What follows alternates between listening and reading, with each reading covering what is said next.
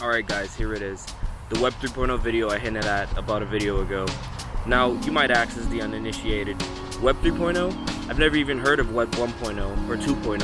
What happened to those and how are we already onto Web 3.0? Web 3.0 is a concept so abstract and there are so many ways to explore what it means, but first I'd rather get into some real life comparisons and examples. I'm sure you've absolutely heard of Pokemon. It's only the biggest grossing media franchise known to mankind in sheer revenue, and part of that is due to the Pokemon card game. You know how some Pokemon cards can be worth $375,000, sometimes even reaching up to $1 million? Well, the market cap, which is the value of all the cards combined for the entire base set first edition, is approximately $55 million. Granted, this isn't accounting for the overall market cap of other cards, but most of them don't even come close. The nearest set would be the base set Shadowless edition, in which that market cap can be rounded down to $5 million. Point is to say this is a market that has decades to grow, gaining popularity and value through scarcity and cultural relevance to become the #1 media franchise in history by revenue. Now compare this to Axie Infinity, who's only just gotten its start in March 2018. Axie Infinity is an NFT-based video game inspired by Pokemon, and despite that, it is undeniably different from anything that's come before it. With a market cap of over $2 billion as of 2022, it's undoubtedly another hyper-successful legitimate project to grace the Web 3.0 space. Now, I'm not here to sell you on Axie Infinity with promises that you will end up with $1 million NFT. I'm illustrating a simple example of the opportunities the entire Web 3.0 space presents. It's no surprise that early adopters are those who benefit the most out of anything becoming popular, because quite simply, they're the trendsetters. Across all mediums of entertainment, fashion, investments, and these typically are mutually exclusive. If you're into the fashion scene, it's no surprise that particularly culturally relevant archival pieces can fetch upwards of $47,000 and rising to this day. Oftentimes when you're ahead of the pack, there is an uncertainty associated with whatever it is you're into. There isn't that wave of cultural acceptance making it cool yet. And behind the social points for being the guy who was into shit before it was cool, I personally advocate to profit off whatever it is people relate to the party with. This is the praxis behind buy the rumor, sell the news, albeit that is typically much on a shorter time frame. I suggest people to follow their guts and stick to whatever it is that they're naturally inclined toward. The primary challenge behind Web 3.0's mainstream adoption lies in the introduction of technologies that are unfamiliar to most people. To truly understand Web 3.0, we have to look at its predecessors. Similarly to the Stone Age, Web 1.0 wasn't titled that until that era was over. Often referred to as the World Wide Web, consisted of static websites brimming with information but lacking interactivity. People would mainly log on just to read about things, as there was no read/write functionality, and much of the content populating the internet was generated offline first before being uploaded and shared. It wouldn't be until a few years later where basic chat functionality through bulletin board system would be implemented, allowing for interactions between users. Something I found interesting is that advertising was actually banned on Web 1.0, and it would be years until any advertisements at all were allowed to exist on the internet. It's difficult to imagine that today. Ironically, some Web 3.0 applications provide that exact same ability, such as Brave Browser, which eliminates all ads. At any rate, these were the days of AOL chat rooms, MSN Messenger, and Axe Jeeves. You couldn't just stream videos, and music, that took ages to download. Then, Web 2.0 came around. Web 2.0 is where things get exciting and basically is the internet as we know it today, featuring our favorite shopping websites, video, streaming platforms, social media platforms, you name it. A simple example that helps visualize the transition from Web 1.0 to 2.0 can be explained through an example of what would have been like for an e-commerce store.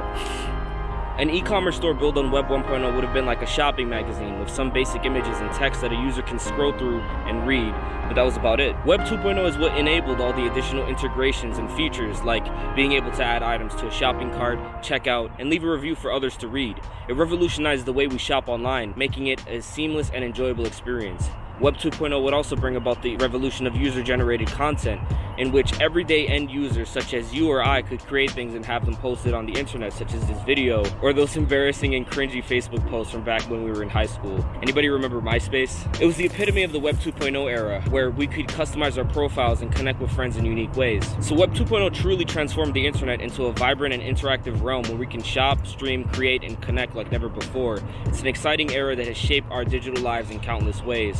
So if Web 2.0 is so good, why would we even need a third? Information is money. Truth be told, these platforms and major tech conglomerates truly do not have your best interests in mind. From the years 2000 to 2015, the United Nations estimates that the amount of internet users increased from 738 million to 3.2 billion. It's an incredible amount of data in the ethos, and corporations realize that personal information is an enormously valuable asset. So this created the mass stockpiling of data in centralized servers, with Amazon, Facebook, and Twitter being the biggest information harvesters and data custodians. We sacrificed our security for the convenience of these services, and whether we knew it or not, our identities, browsing habits, searches, and online shopping info was sold to the highest bidder. It's easy to envision a not too distant future where crypto-based phones, VPNs, decentralized storage, and cryptocurrency wallets are widespread. A future without the need of network and cellular providers that suspend or surveil our information. If we're to avoid sleepwalking into a Black Mirror-style privacy dystopia, these are the tools we require. There are a number of advantages that Web 3.0 offers. For example, no central point of control.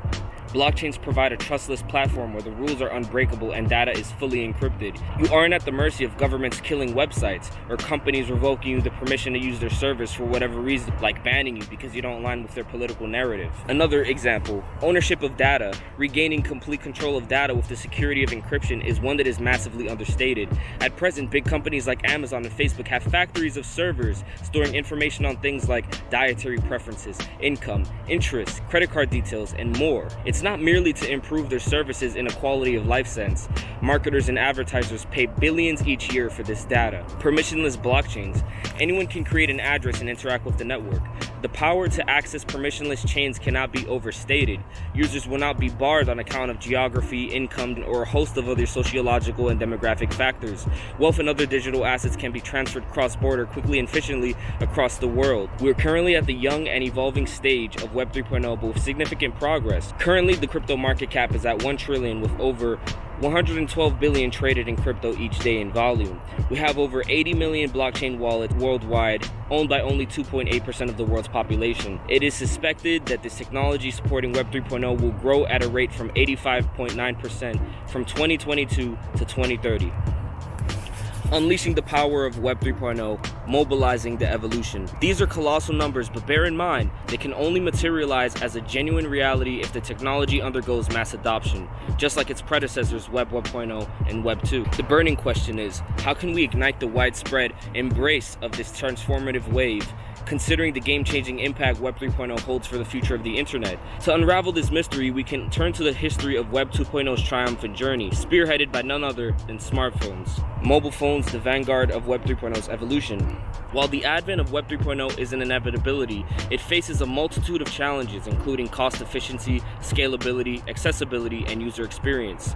Consequently, achieving mass adoption becomes a protracted process. However, by leveraging and building upon the foundations of Web 1.0 and Web 2.0, we can provide users a familiar pathway to access Web 3.0. Remarkably, mobile phones have been instrumental in popularizing and actively utilizing both versions of the internet in the past. In 2021, the global active user internet count reached a staggering 4 billion, with a population of 7 billion. Astoundingly, 90% of these users access the internet through their mobile phones. It comes as no surprise then that a significant portion of these individuals prefer to use mobile blockchain wallets, as smartphones have become their primary means of connectivity. Similar to the timeline of Web 2.0's widespread acceptance, it is projected to take between 5 to 15 years for people to fully embrace Web 3.0. Let us not forget that we are still immersed in the Web 2.0 era, where centralized content is churned out in mass. Therefore, creators, investors, enthusiasts, and all those contemplating the potential of Web 3.0 must consider where the majority of people reside. And the numbers don't lie. A substantial portion of the world's population accesses the internet through their mobile phones. Web 3.0 is a user-centric paradigm. To locate and encourage the adoption of this groundbreaking technology, we must focus on the platforms that enjoy widespread popularity, in this case, mobile phones. Web 3.0 revolves around empowering users, and to achieve this, we need to devise strategies, innovations, and investments that align with the prevailing mobile-centric landscape. Just as the mass adoption of Web 2.0 necessitated technological advancements such as apps for mobile phones, Web 3.0 must prioritize expanding its reach to people both offline and online. As we embark on the Web 3.0 journey, we witness the burgeoning popularity of concepts like NFTs, skillfully propelled through social media by means of avatars. We observed the rise of more crypto exchanges and DeFi platforms optimized for mobile phones, facilitating real-time transactions with seamless on-ramp and off-ramp experiences. By harnessing the power of social media to popularize these decentralized applications within the Web 2.0 realm, we introduce a larger audience to the wonders of this transformative technology. It is undoubtedly safe to proclaim that Web 3.0 has already made its grand entrance, as more forward-thinking innovators embrace and revolve around its potential. The development of this revolutionary force serves as a testament to its indispensability, promising enhanced data privacy, security, and ownership. Yet, its success hinges largely upon strategic placements in areas where the numbers are more significant. Integrating Web 3.0 into the lives of mobile phone users not only fosters mass adoption, but also enhances its relevance and accessibility to those who stand to benefit from its groundbreaking capabilities. Web 3.0 and blockchain Get the fuck out of here. Shit. Yeah. Web 3.0 and blockchain technology is impacting the multi-billion-dollar gaming industry and creating an entirely new economic landscape utilizing a play-to-earn model which could fundamentally disrupt our current economic system. I hope this video